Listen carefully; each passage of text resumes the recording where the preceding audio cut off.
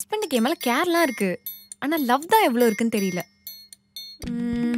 நம்ம 2 பேரும் அவுட்டிங் போற மாதிரி பேசுறேன். அவரு என்ன ரியாக்ட் பண்றாருன்னு பார்க்கலாம். ஓகே? அவர் வராரு. ஓகே? ரெடியாரு. ஹாண்டட் ரெஸ்டாரண்டா? வாவ்! எனக்கு ரொம்ப பிடிக்கும். சூப்பரா இருக்கும். போலாம். நீ கூப்பிட்டு நான் வராம இருப்பேனா? டின்னருக்கே போலாம். நீங்க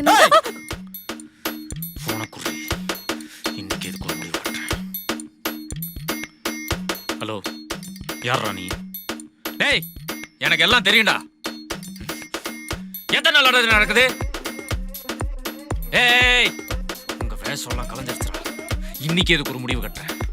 ஏன்டா, ஏற்கனவே எங்க வீட்டுல எவ்வளவு பிரச்சனை போகுதுன்னு உனக்கு தெரியுமாடா? உனக்கு கண்ட ஹோட்டல் போறதுக்கு என் பொண்டாட்டி தான் கிடைச்சாளா? ஏன் பொண்டாட்டி கூட்டி எதுக்கு கண்ட ஹோட்டல் எல்லாம் போயிட்டு இருக்க? நல்ல ஹோட்டலுக்கு போக மாட்டேன். ஏடா, அண்ணா நகர்ல இருக்கிற நல்ல ஹோட்டலாடா? அதெல்லாம் பூசா வந்ததுடா. ஏடா, ஹாண்டட் டீம்னா ஏதாவது 2 பொம்மை இன்னைக்கு வச்சுட்டு வேகா ஃப்ரைட் ரைஸ் கொடுத்து ஏமாத்திடுவான்டா. இப்போ உனக்கு என்ன அண்ணா நகர் தானே? இங்க பாரு, இந்த அண்ணா நகர்ல இந்த K4 போலீஸ் ஸ்டேஷன் ஒட்டினா மாதிரி போ. அங்க ரெட்ரோ செங்கர்னு ஒரு கடை இருக்கும். அந்த கடையில போய் சாப்பிட சூப்பரா இருக்கும். டேய், நான் நம்புடா. லொகேஷன் வேணா அனுப்பிச்சு விடவா?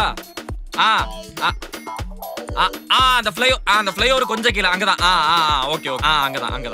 ஓகேடா. ஓகே பார்த்து பத்திரமா போயிட்டு வாங்க. என்னம்மா, நம்ம குடும்பத்துக்குன்னு ஒரு கௌரவம் இருக்குல்ல?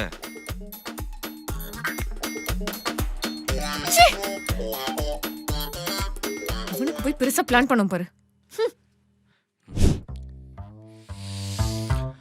அடடடடடடடா, என்ன ஸ்மெல்லு!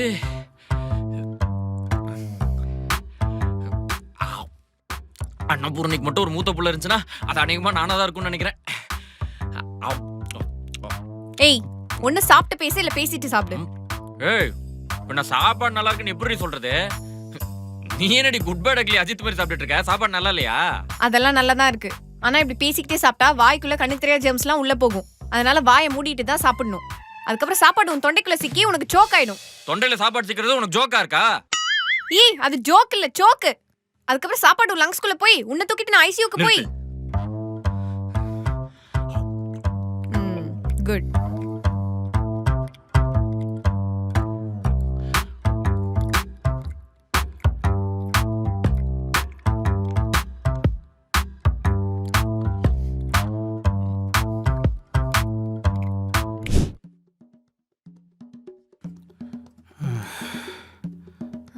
என்ன சிக்கிட்ட சாங் கேக்குது? மேடம், அது மொபைல் மேடம். ஓ, ஐயோ, கரடி கற்கண்டு சாப்பிட்ற சவுண்ட்லாம் கேக்குது. உண்மையாவே இந்த அளவுக்கு சீரியஸ் கண்டிஷன் தான் போலியே. நிஜமாவே கரடி தான் சாப்பிடுது. சார், நான் உங்கள் ரிப்போர்ட்ஸ் ஃபுல்லாக படிச்சுட்டேன். நீங்கள் டெய்லி சரக்கடிக்கிறதுனால தான் இவ்வளோ பிரச்சனையும். ஸோ நீங்கள் நிஜமாவே குடியை ஸ்டாப் பண்ணியே ஆகணும்.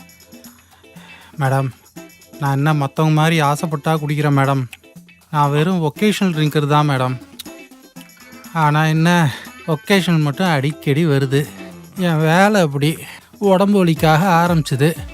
இப்போ உங்கள் முன்னாடி வந்து நிற்கிறேன். நான் என்ன பண்ணுறது சொல்லுங்கள்.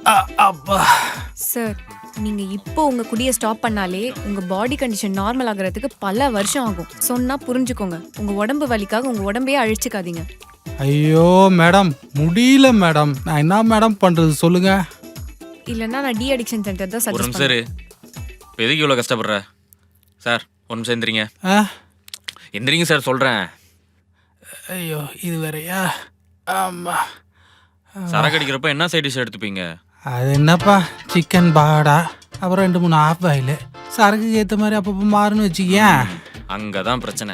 இப்போ என்ன பண்ணுறீங்க? இந்த கருமை எல்லாத்தையும் உரந்தள்ளி வச்சுட்டு இந்த கலர்ஃபுல்லான ஃப்ரூட்ஸ் இருக்குது தெரியுமா, அதை சைட் டிஷ்ஷாக வச்சு சாப்பிட்றீங்க.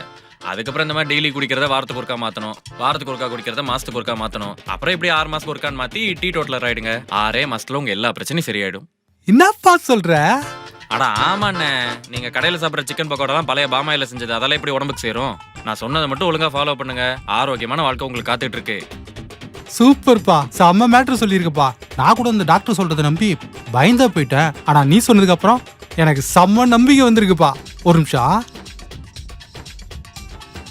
இந்தா, இது இந்த டாக்டருக்கு தர வேண்டிய ஃபீஸு. இனிமே இதுக்கு நீ வச்சுக்க.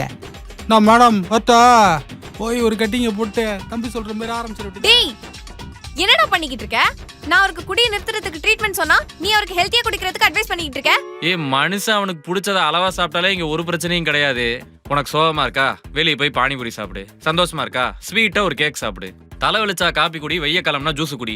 குளிர்காலத்துல காணா சூப்பு, மழை பெஞ்சா மிளகா பஜ்ஜி, நடுராத்திரியில குல்ஃபி, விடிய காத்தால பிரியாணி. இந்த மாதிரி உனக்கு பிடிச்சத அளவோட சாப்பிடு. டெய்லி ஒரு மணி நேரம் ஒர்க் அவுட் போடு. உனக்கு ஸ்ட்ரெஸ், டிப்ரெஷன் எல்லாம் பறந்து போயிடும். இங்க பாருங்க, இருக்கிறது ஒரு லைஃப். பிடிச்சத சாப்பிடுங்க, சந்தோஷமா வாழுங்க. டேய் நீ சொல்ல சொல்ல எனக்கு ரொம்ப டெம்ப்ட் ஆயிடுச்சுடா. அப்ப வெளியே போய் சாப்பிடலாமா?